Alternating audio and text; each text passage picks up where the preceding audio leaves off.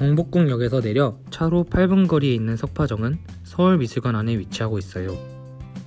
서울미술관에서 표를 끊으면 미술관과 석파정을 관람할 수 있는 통합 입장권을 발부해 주는데, 현재는 코로나19로 인하여 현장 발매가 안되고 온라인 예매로 입장이 가능하니 확인해보세요. 석파정은 최근 놀면무한히에서도 촬영을 왔는데, 사계절 내내 고즈넉한 분위기를 즐길 수 있어서 바쁜 현대인들이 지친 마음을 힐링하기 위하여 많이 찾는다고 해요. 지금부터 이 지도를 따라 석파정에서 볼 수 있는 아름다운 볼거리들을 소개해 줄게요. 미술관에서 밖을 나오면 가장 먼저 보이는 곳이 소수운련 암각자라는 곳인데, 이 바위는 석파정이 만들어지기 전부터 있었던 거라고 합니다.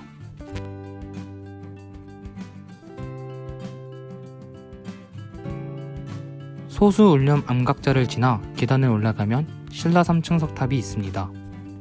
전형적인 통일신라 시대 석탑의 모습을 가진 신라 3층 석탑으로 직선과 곡선의 아름다움이 느껴지지 않나요? 또한 이곳에 올라와 경치를 바라보면 서울의 고즈넉하고 여유로운 풍경을 감상할 수 있어요. 다음은 사랑채입니다. 이곳에서는 흥선대원군의 초상화와 물건들을 볼 수 있어요. 사랑채는 바깥 주인이 주로 머물며 외부 손님을 맞이하는 공간으로 병서의 중심이 되었던 곳이라고 합니다.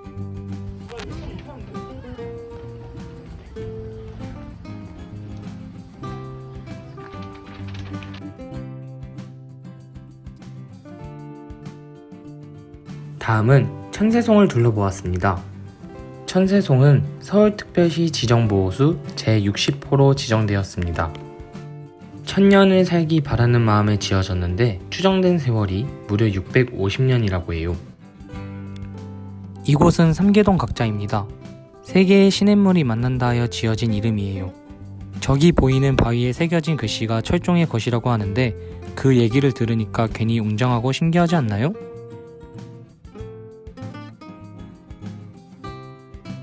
다음으로 가볼 곳은 사랑채 위에 있는 별채입니다.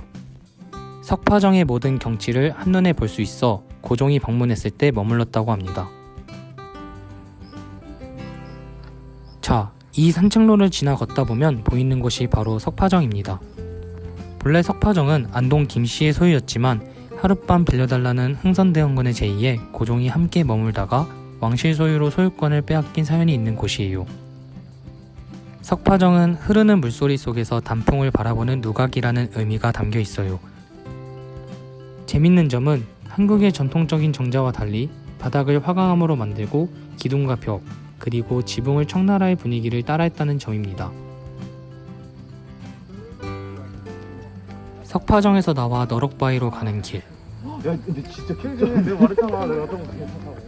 바위가 주는 거대함에 다들 놀랐어요.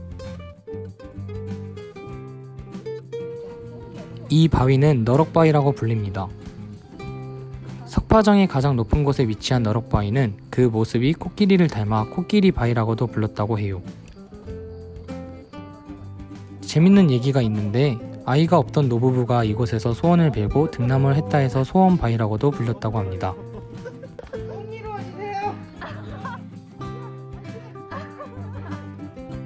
다들 너럭바위 앞에서 소원을 빌어보세요.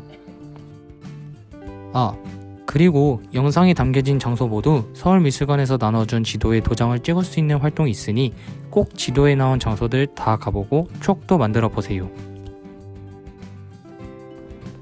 석파정에서 나와 내려가면 마주할 수 있는 서울미술관의 감성 꼭 추천드립니다.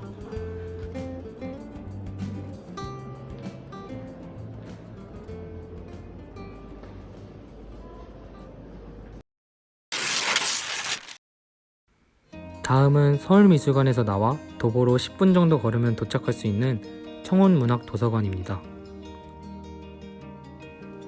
인도를 지나면 숲속을 걸어다니는 듯한 느낌을 주는 길이 나옵니다. 서울에서 이런 느낌을 느낄 수 있다는 게 이 동네의 가장 큰 장점이에요. 청운문학도서관을 위에서 바라본 모습인데요. 여기가 서울 맞나요?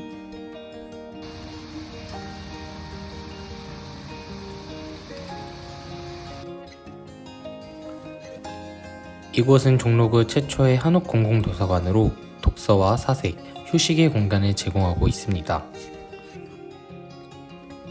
한옥으로 꾸며진 도서관의 외관은 옛서울, 조선을 간직하고 있는 모습을 보여줍니다. 요즘같이 높은 건축물이 가득한 서울에서 이런 전통적인 건축물을 볼 수 있다는 사실이 반가우면서 설레는 것 같아요. 이거 어때? 이 자세. 괜찮아. 도서관은 아래로 내려가면 갈 수 있는데 문학도서관이라는 이름답게 다양한 도서로 가득 차 있었습니다.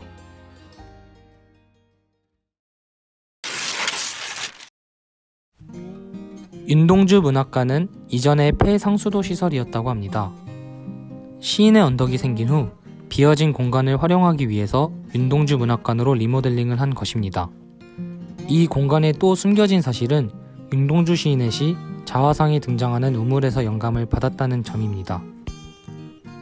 이렇게 아름다운 곳이 폐상수도였다는 사실이 상상이 되지 않았습니다. 윤동주 문학관에서 시인의 언덕으로 가는 길은 정말 탁 트인 서울의 뷰를 볼 수 있었습니다.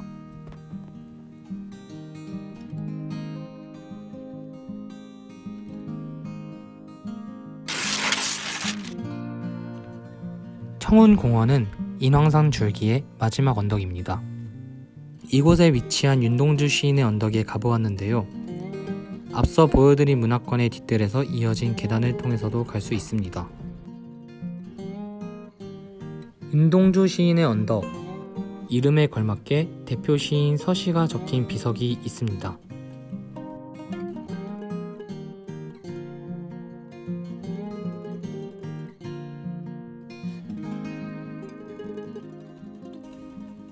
이곳에서는 연인 혹은 가족 간의 산책을 하기에도 안성맞춤인 곳이었습니다.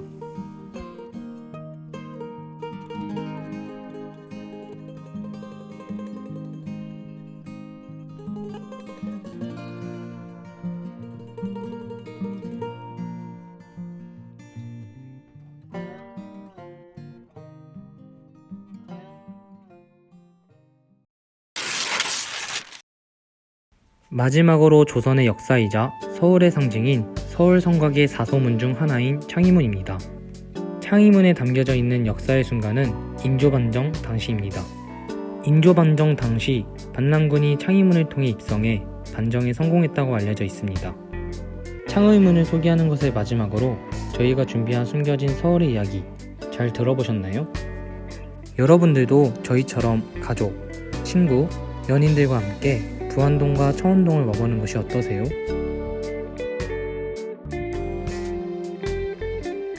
부안동과 청운동이 있는 서울로 오세요!